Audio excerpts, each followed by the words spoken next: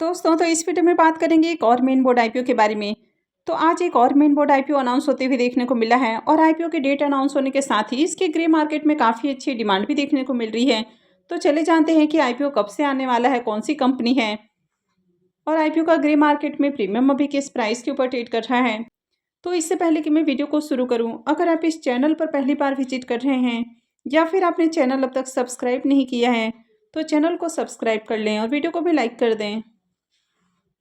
तो सबसे पहले आईपीओ के डिटेल्स के बारे में बात करें तो ये आईपीओ है स्टेलियन इंडिया का आईपीओ और ये आईपीओ 16 जनवरी से यानी कि थर्सडे से ही ओपन होने वाला है और ये 20 जनवरी को क्लोज होगा। आईपीओ में फेस वैल्यू 10 रुपये पर शेयर है, बुकिंग प्राइस 90 रुपीज़ है और 165 शेयर्स का लॉट होने वाला है। आईपीओ के साइज को देखें तो आईपीओ 199.45 करोड़ का है, यानी कि बहुत ही छोटा आईपीओ है जिसमें 160.73 करोड़ का फ्रेश इशू रहेगा और 38.72 करोड़ का ऑफर फॉर सेल होने वाला है। ये मेन बोर्ड आईपीओ है तो कंपनी बीएससी और एनएससी के ऊपर लिस्ट होने वाली है। इस आईपीओ में रिजर्वेशन पोर्शन को देखें तो आईपीओ में क्यूआईबीज के लिए 50% का पोर्शन है, रिटेलर्स के लिए 35% और एचएनआईज के लिए 15% का पोर्शन है। अब इस कंपनी के बिजनेस के बारे में बात करें तो कंपनी का नाम है स्टेलियन इंडिया फ्लोरोकेमिकल लिमिटेड। तो बेसिकली कंपनी फ्लोरोकेमिकल के बिजनेस में देखने को मिल रही है। तो ये रेफ्रिजरेंट्स, इंडस्ट्रियल गैसेस और जो रिलेटेड प्रोडक्ट हैं तो इनके सेलिंग के बिजनेस में देखने को मिलती है। तो ये रेफ्रिजरेंट्स और इंडस्ट्रियल गैसेस की डीबल्किंग, ब्लेंडिंग और साथ ही प्रोसेसिंग करती है और उसके बाद इनको सेल करने का काम करती है। तो कंपनी छोटे छोटे सिलेंडर और कंटेनर के अंदर इनको फिल करके सेल करती है। इस कंपनी का भी 4 प्लांट्स आपको देखने को मिल रहा है, जिसमें से 2 महाराष्ट्र में है, एक हरियाणा में है और एक आपको राजस्थान के अंदर देखने को मिल जाता है। तो ये ज़्यादातर फ्लोरोकेमिकल का बिजनेस करती है और इसका जो यूज़ है वो कई सारे इंडस्ट्रीज़ के अंदर देखने को मिल जाता है, जैसे कि सेमीकंडक्टर मैन्युफैक्चरिंग इंडस्ट्री है, ऑटोमोटिव है, इलेक्ट्रॉनिक्स है, फार्मास्यूटिकल है, हेल्थ केयर है, फायर एक्सटिंग्विशर्स है, स्प्रे फॉर्म है, ग्लास बॉटल मेकिंग है और साथ ही जो एरोसेल प्रोडक्शन इंडस्ट्रीज़ हैं वहाँ पर भी इनका यूज़ देखने को मिलता है। तो कंपनी के अगर बिजनेस को देखें तो अच्छा बिजनेस है। इस कंपनी के अगर फाइनेंशियल को देखें तो फाइनेंशियल 22, 23, 24 3 सालों का कंप्लीट फाइनेंशियल है और फाइनेंशियल 25 के 2 क्वार्टर यानी कि 6 मंथ का फाइनेंशियल है। कंपनी के अगर एसेट को देखें तो फाइनेंशियल 22 के अंदर कंपनी का एसेट जहां 98 करोड़ है, 23 में बढ़ के 126 करोड़ और 24 में 203 करोड़ हो चुका है और फाइनेंशियल 25 के 2 क्वार्टर में 235 करोड़ का एसेट है। वहीं पर अगर इसके रेवेन्यू को भी देखें तो कंपनी का रेवेन्यू फाइनेंशियल 22 में 186 करोड़ है, 23 में बढ़ के 226 करोड़ और 24 में 236 करोड़ देखने को मिला है और फाइनेंशियल 25 के 2 क्वार्टर में देखें तो कंपनी का रेवेन्यू 141 करोड़ है। तो ईयर ऑन ईयर कंपनी का रेवेन्यू इंक्रीज हुआ है। अगर इसके प्रॉफिट को देखें तो फाइनेंशियल 22 में कंपनी का प्रॉफिट जहां 21 करोड़ है, 23 में ये डाउन है और कंपनी पौने 10 करोड़ के अराउंड प्रॉफिट बनाते हुए देखने को मिली है।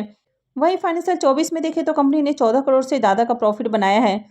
तो फाइनेंशियल 23 के मुकाबले प्रॉफिट के अंदर जंप देखने को मिली है और फाइनेंशियल 25 के 2 क्वार्टर में देखें तो 16 साढ़े 16 करोड़ से ज़्यादा का प्रॉफिट है। तो यहाँ पर फिर से प्रॉफिट में जंप देखने को मिली है। कंपनी के अगर नेटवर्थ को देखें तो कंपनी का नेटवर्थ लगातार बढ़ते हुए देखने को मिला है और अगर इसके बोरोइंग्स को देखें तो कंपनी का कर्ज भी लगातार इंक्रीज हुआ है। कंपनी के ऊपर 81 करोड़ का कर्ज है। तो कंपनी के ऊपर कर्ज ज़्यादा देखने को मिल रहा है। कंपनी के रिजर्व मेंशन नहीं किए गए हैं कि कंपनी के पास कितना रिजर्व है। तो कंपनी के अगर ओवरऑल फाइनेंशियल को देखें तो बहुत अट्रैक्टिव फाइनेंशियल नहीं है। कंपनी के प्रॉफिट के अंदर देखें तो फाइनेंशियल 23 से ही गिरावट देखने को मिली है। हालांकि फाइनेंशियल 25 में देखें तो फिर से कंपनी के प्रॉफिट में जंप देखने को मिली है, लेकिन बहुत अट्रैक्टिव फाइनेंशियल नहीं है। जिस हिसाब से कंपनी का डेट इंक्रीज हो रहा है उसके अकॉर्डिंग देखें तो कंपनी बढ़िया प्रॉफिट नहीं बना पा रही है। और कंपनी के अगर रेवेन्यू में भी देखें तो यहाँ पर भी कुछ खास जंप आपको देखने को नहीं मिला है। अब इस कंपनी के अगर वैल्यूएशंस की बात करें तो कंपनी के वैल्यूएशन 700 करोड़ के अराउंड देखने को मिल रही है, यानी कि काफ़ी छोटी कंपनी है, माइक्रो कैप साइज की कंपनी देखने को मिल रही है। इसके आरओई को देखें तो 12.54 का है, तो आरओई ज़्यादा अट्रैक्टिव नहीं है। आरओसी को भी देखें तो ये भी 13.96 का है, तो ये भी ज़्यादा अट्रैक्टिव नहीं है। अब कम से कम आरओई और आरओसी 15 का रहता है तो ये बढ़िया माना जाता है। तो यहाँ पर देखें तो आरओई और आरओसी ये दोनों ही डाउन है। डेट टू इक्विटी रेशियो 0.55 का है, तो कंपनी के ऊपर डेट भी थोड़ा ज़्यादा है, वैसे बहुत हेवी डेट नहीं है। रिटर्न और नेटवर्थ को देखें तो ये भी 12.54% का है, तो ये भी आपको कम देखने को मिल रहा है। और पैट मार्जिन को भी देखें तो ये भी लो है, 6.26 का पैट मार्जिन है। अब इस आईपीओ के अगर पी मल्टीपल को देखें तो पी मल्टीपल 37.41 का है, तो यहाँ पर अगर पी मल्टीपल को भी देखें तो कंपनी भी ज़्यादा सस्ते प्राइस के ऊपर नहीं आई है। तो चलिए एक बार इसको इसके लिस्टेड पीयर से भी कंपेयर करके देख लेते हैं। तो इस आईपीओ के अगर पी मल्टीपल को देखें तो इसका जो पी मल्टीपल है वो 37.41 का है। वहीं पर नवीन फ्लोरिन के अगर पी मल्टीपल को देखें तो ये 70.82 का है। एसआरएफ लिमिटेड का पी मल्टीपल 49.3 का है और गुजरात फ्लोरोकेमिकल का पी मल्टीपल 108.36 का है। तो यहाँ पर अगर इसको एसआरएफ लिमिटेड से कंपेयर करें तो इसे ज़्यादा सस्ते प्राइस के ऊपर नहीं आई है। तो यहाँ पर भी देखें तो आईपीओ बहुत सस्ते प्राइस के ऊपर नहीं आया है, लेकिन प्राइस वाइज देखें तो बहुत ज़्यादा ओवर वैल्यूड भी नहीं है। अब आईपीओ के ऑब्जेक्टिव के बारे में बात करें तो सबसे पहला ऑब्जेक्टिव हो जाता है वर्किंग कैपिटल रिक्वायरमेंट। सेकेंड है कैपिटल एक्सपेंडिचर, यानी कि इनकी जो महाराष्ट्र के अंदर मैन्युफैक्चरिंग फैसिलिटीज़ हैं तो कंपनी वहाँ पर ही इन्वेस्टमेंट करने वाली है। इसके अलावा इनकी आंध्र प्रदेश के अंदर जो फैसिलिटीज़ हैं तो कंपनी वहाँ पर भी इन्वेस्टमेंट करने वाली है और साथ ही जनरल कॉर्पोरेट पर्पस के ऊपर खर्च करेगी। इस आईपीओ के लॉट साइज के बारे में बात करें तो आईपीओ में 165 शेयर्स का एक लॉट होने वाला है और एक लॉट के ऊपर आपका जो मिनिमम इन्वेस्टमेंट है वो 14,850 रुपये रहेगा।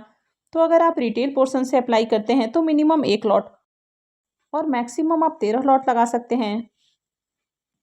इस कंपनी में प्रमोटर्स की होल्डिंग को देखें तो प्रमोटर्स की होल्डिंग अभी 94.63% है और आईपीओ लिस्टिंग के साथ ही प्रमोटर्स की होल्डिंग 67.90% हो जाएगी।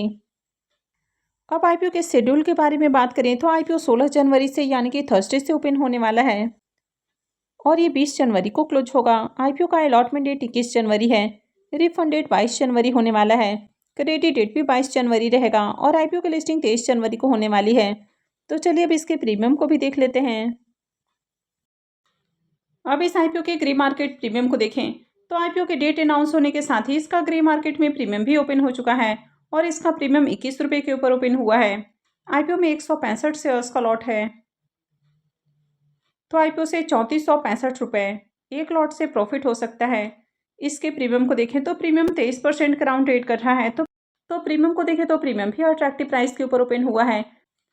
अब इसमें भी देखें तो आईपीओ का साइज बहुत छोटा है तो मार्केट में सप्लाई कम रहने वाली है, तो यहाँ पर भी आगे आपको डिमांड देखने को मिल सकती है, यानी कि आईपीओ में बढ़िया सब्सक्रिप्शन देखने को मिल सकता है। कंपनी के अगर बिजनेस को देखें तो अच्छा बिजनेस है, लेकिन कंपनी का फाइनेंशियल ज़्यादा अट्रैक्टिव नहीं है।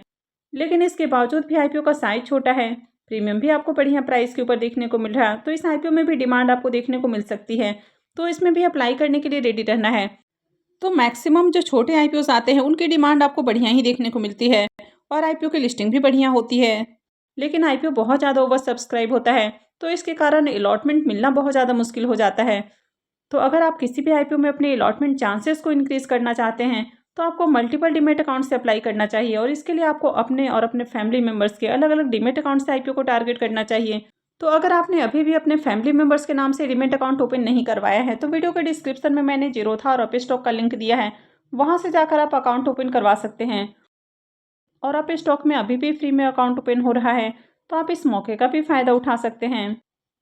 तो आई होप कि आपको वीडियो अच्छी लगी होगी। तो अगर आपने इस वीडियो को अब तक लाइक नहीं किया है तो वीडियो को लाइक कर दें, चैनल को भी सब्सक्राइब करके रखें और वीडियो को अंत तक देखने के लिए आप सबका बहुत बहुत धन्यवाद।